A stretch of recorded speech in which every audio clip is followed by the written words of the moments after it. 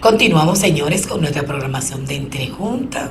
Le hacemos desde aquí una invitación a una misa por motivo del Día de los Padres que va a tener ahí en la misa en el cementerio Cristo Salvador por motivo del Día de los Padres. Mañana, sábado 29 de julio, 9:30 de la mañana, en la capilla del cementerio Cristo Salvador. Así que están invitados todos los municipios que tengan sus padres allí en esas moradas del cementerio Cristo Salvador. Una misa por motivo del Día de los Padres, mañana sábado 29 de julio, 9:30 de la mañana en la capilla del cementerio. Así que lo esperamos.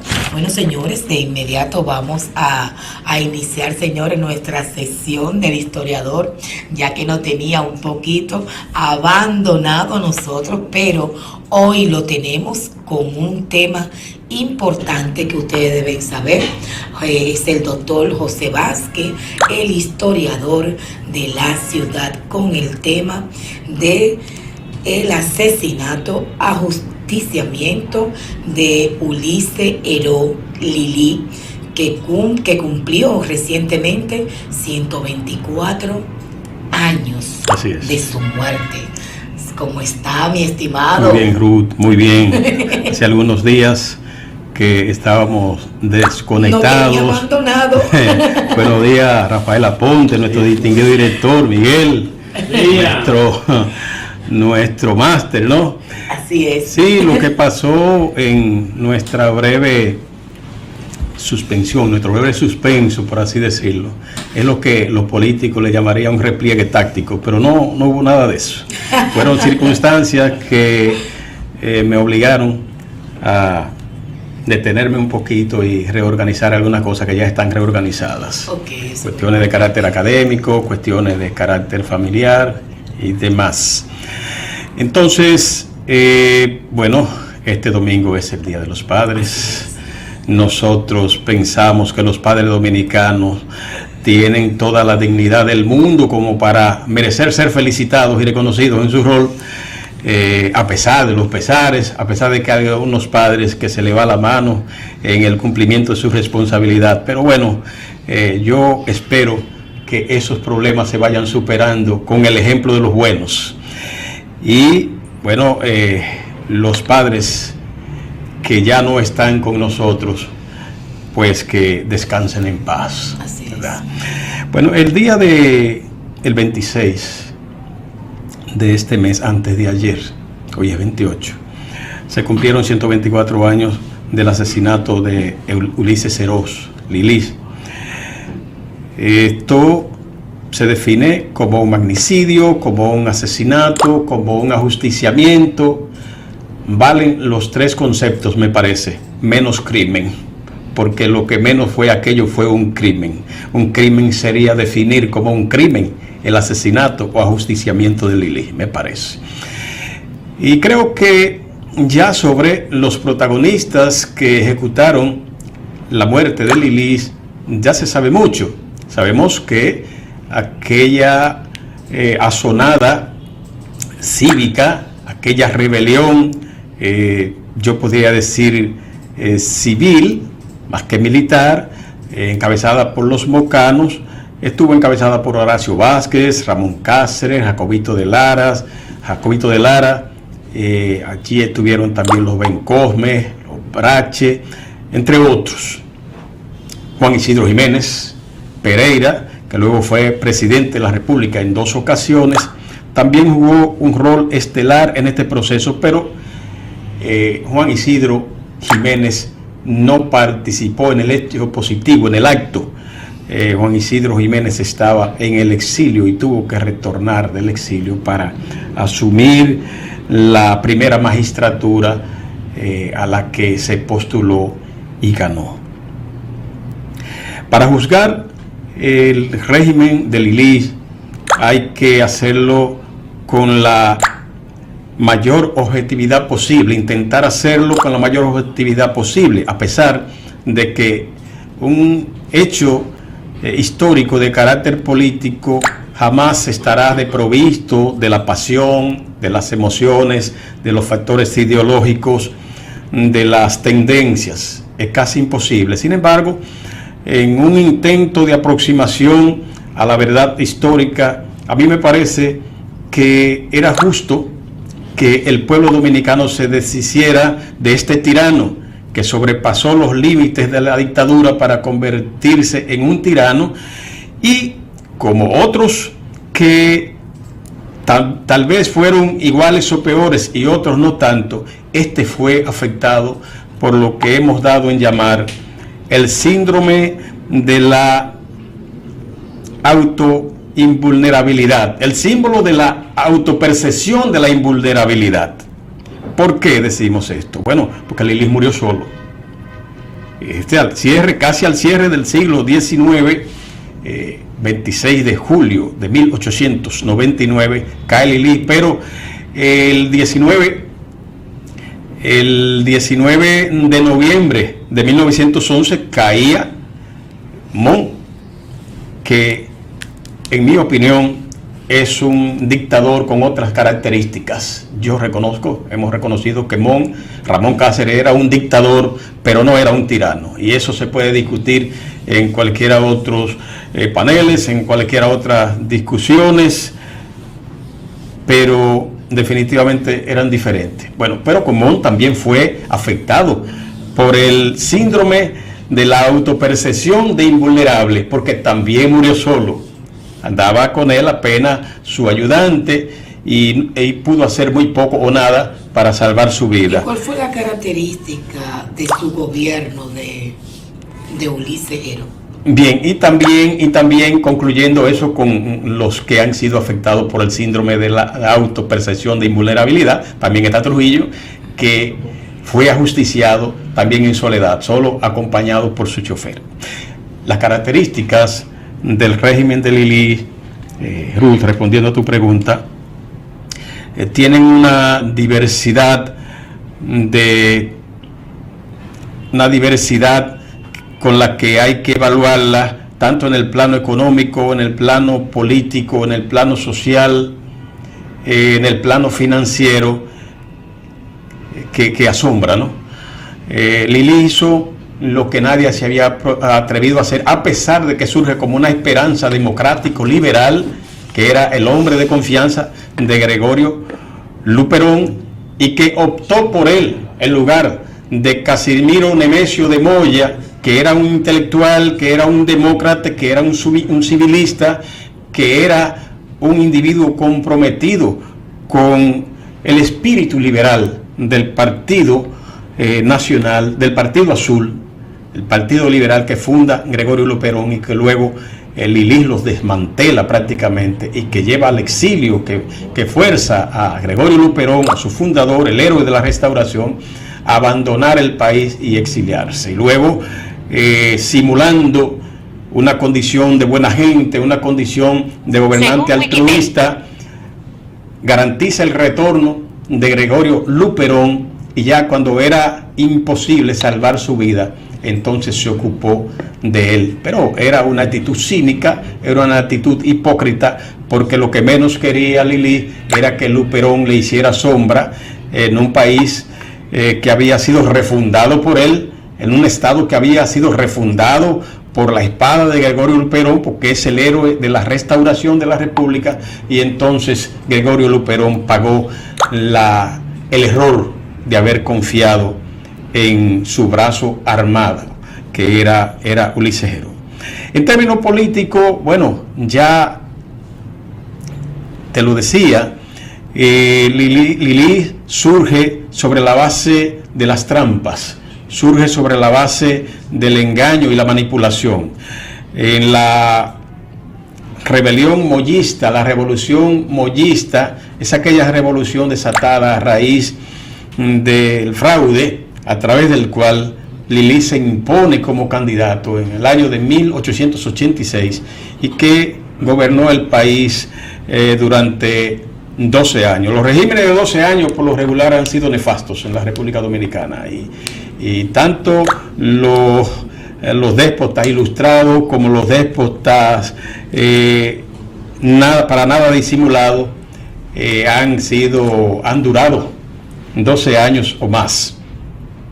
Tenemos a Joaquín Balaguer, que eso es otra historia, pero que todavía su régimen deja una secuela que tenemos que mencionar brevemente por hechos que se han venido produciendo en el país, con la persecución de una serie de viejos militantes revolucionarios sobre los cuales se ha estado desempolvando expedientes de conspiradores, y ese es un problema estructural que tiene que resolver la República Dominicana. En el plano financiero, entonces, Lili, el plano económico, Lili se caracterizó por endeudar el país hasta el tuétano, hasta más no poder. Lili había comprometido las arcas financieras del Estado con el empréstito a la Western Door, luego de resolver los problemas con la compañía, de haber resuelto los problemas que había dejado Buenaventura Báez, pero sin resolverlo prácticamente, con la compañía europea. La Western Door es la que Lili compromete con la Harmon. La Harmon es la que había comprometido el presupuesto nacional, que fue una gran estafa, pero Lili comete una estafa sobre otra estafa. Pero no conforme con eso, entonces Lili le da la espalda a los europeos y transfiere la deuda de las compañías europeas a la Santo Domingo Improvement Company of New York. La Improvement entonces es la que va a regentear todo el proceso de la deuda, todos los empréstitos a la República Dominicana en el marco del carácter insaciable, con los préstamos, con los gastos del régimen de Lili, para mantener engrasada la clientela política, para mantener contentos a los sectores que les servían de sostén, y para comprar voluntades, para prostituir voluntades. Entonces, Lili tuvo como principal característica en el plano político someter a la obediencia, a las buenas o a las malas, a los intelectuales que él entendía que eran clave para llevar a cabo su proyecto continuista, hasta que aquel día él fue a visitar a su amigo Jacobo de Lara en la ciudad de Moca, en Estancia Nueva, y ya los complotados estaban preparados para darle el tiro de gracia ese día. Dice en el anecdotario sobre las circunstancias en que cae Lili, está el criterio de que Jacobito, muchacho de 16 años, Jacobito de Lara, hijo de Jacobo, corrió a donde los complotados y les dijo que allá estaba Lili visitando a su padre, que también tenía proyectado continuar hacia Santiago en su caballo, en soledad, para seguir haciendo de las suyas. Bueno, pues se dice que en ese momento, en esas circunstancias, apareció una niña con un papelito y se lo pasa a Lili. Él no lo leyó el papelito. Después de muerto, se leyó el papelito y se supo lo que decía.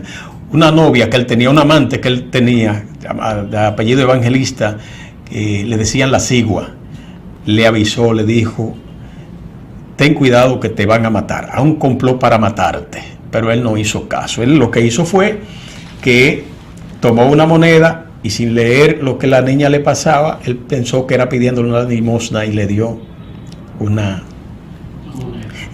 moneda a la niña. Entonces, el prejuicio a mí me parece que contribuyó a que él muriera, tal vez en circunstancias que pudo haber evitado, porque tal vez pudo haberse ocultado, tal vez pudo haberse dilatado su muerte, pero el prejuicio de pensar que le estaban pidiendo limosna, entonces tal vez fue un factor que aceleró ese proceso. Por eso, ese es el peligro de los prejuicios. Pero no podemos nosotros dejar el fenómeno del ajusticiamiento de Lili, del asesinato de Lili, en el hecho positivo como tal. Eso trajo unas consecuencias. ¿Y cuáles fueron las consecuencias?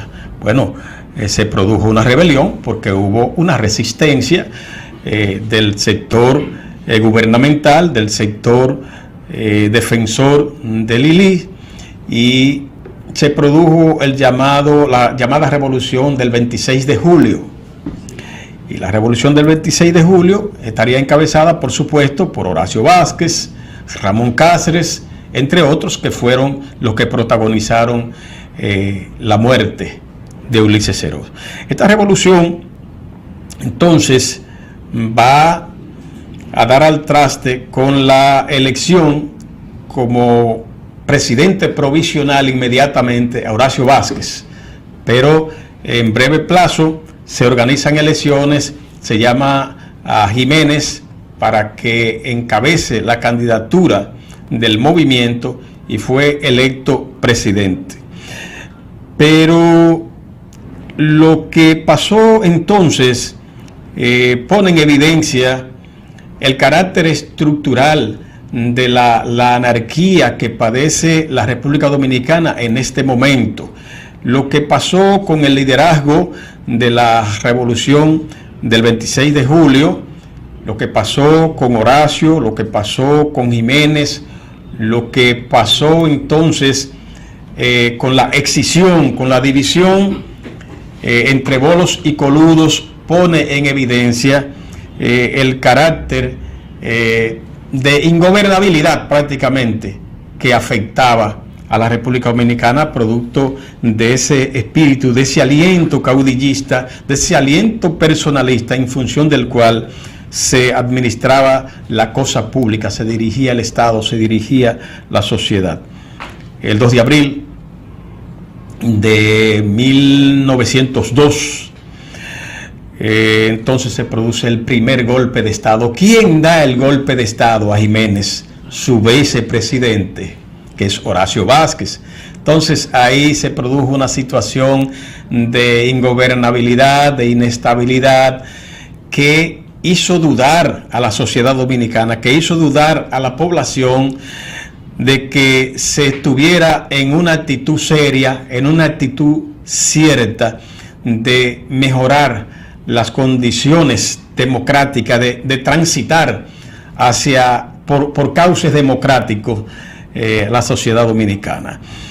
Desde entonces tuvimos el enfrentamiento de estos dos bandos que, sin tener diferencias ideológicas, tuvieron diferencias políticas, personales, que llegaron al extremo de mantener el país en una confrontación permanente hasta que Ramón Cáceres asume el poder luego y le da, luego de una serie de regímenes de gobiernos provisionales, y le da mayor estabilidad al Estado. Pero entonces tuvimos como consecuencia también la guerra de 1912, y esto sí que le complicó la situación al país, porque entonces ahí tuvimos un periodo de inestabilidad en el que luego vino Jiménez y tuvimos la ocupación de las tropas estadounidenses que cercenaron la soberanía nacional de manera definitiva y se acabó la República Dominicana durante 8 años en términos jurídicos legales. Nosotros no tuvimos Estado soberano durante 8 años y esa parte sí que es una conclusión nefasta, una desembocadura terrible, lamentable, que siempre se advirtió que debía evitarse, porque si no culminaban las luchas intestinas, si no culminaba la guerra fratricida que se llevaban a cabo solo por intereses personalistas, entonces los estadounidenses iban a utilizar eso como ardid, como argumento, e iban a ocupar el país, como al efecto sucedió. Y esto sucedió en plena Primera Guerra Mundial, prácticamente puede decirse, porque ya para 1916 en el mundo se peleaba y la República Dominicana no fue la excepción en ese sentido. De manera que, en conclusión, nosotros debemos decir como mensaje final que la juventud dominicana, que el estudiantado dominicano, que el pueblo dominicano sensato y preocupado por la institucionalidad democrática del país tiene que verse en el espejo de la era, tiene que verse en el espejo de la montonera y ver que los intereses individuales, que los intereses grupales solo conducen al caos, solo conducen al desorden. De manera que hoy más que nunca el país debe estar unificado en torno a un ideal fundamental y que de eso sirva, para eso sirva el ajusticiamiento de Ulises Serov, para eso sirva el final de aquella nefasta tiranía, para reconocer el valor de la democracia, el valor que tiene el respeto de la institucionalidad, el valor que tiene el respeto a los derechos ciudadanos, a los derechos civiles, que es el único camino posible para construir una nación poderosa y vigorosa como la necesitamos los dominicanos para ser realmente felices y vivir en paz. Bueno, con esto ya en la parte final de nuestro historiador, un tema importante que nos trajo hoy, que siempre tenemos que saber algo de historia. Bueno, señores, en otro orden, recientemente se inauguró el lanzamiento de la siembra de la integridad, que tuvo con la presencia de Manuel Jiménez, el alcalde, donde esto es una iniciativa que une a todas las instituciones del gobierno central y aplaudimos dicha iniciativa. Esta actividad resalta los valores de la labor diaria de nuestros colaboradores. El alcalde Manuel Jiménez, nuestros colaboradores de Santo Domingo Este, Manuel Jiménez destacó que esta es una responsabilidad colectiva, integrada y diversa, para que de esta manera poder mantener nuestro medio ambiente, asegurando que este tipo de actividad son un ejemplo de que la República Dominicana ha asumido el compromiso de luchar para salvar los recursos naturales. Las comisiones de integridad gubernamental y cumplimiento normativo, siendo un órgano plural de servidores públicos con representación de todos los grupos ocupacionales que presenta en la administración pública, tiene el objetivo de promover la ética y el estímulo de conducta íntegra en el servidor público, vigilar el cumplimiento, el código de ética y conducta de los servidores públicos, señores. Con esta noticia ya llegamos a nuestra parte final de nuestro programa de Entre Juntas por el día de hoy, pero antes de despedirnos, señores, Hoy viernes, ustedes saben que como cada viernes tenemos a Chencha, señores, desde las 6 de la tarde hasta que salga el sol, señores. Así que a bailar son, no tenemos que envidiarle nada a Bonje. Bonje en el distrito y nosotros aquí con Chencha, que está por debajo del puente de la bicicleta, ahí en Villa Duarte, el puente Ramón Matías Mellas. Así que todos los viernes ustedes tenemos esta recreación de Chencha, así que vamos a bailar son. Así que están todos y todas invitados. Y con esto llegamos ya a la parte final y agradecemos también a nuestro productor Rafael Aponte, a nuestro máster Miguel, y esta servidora Ruth Müller se despide de usted por el día de ustedes, perdón, por el día de hoy. Así que bye bye.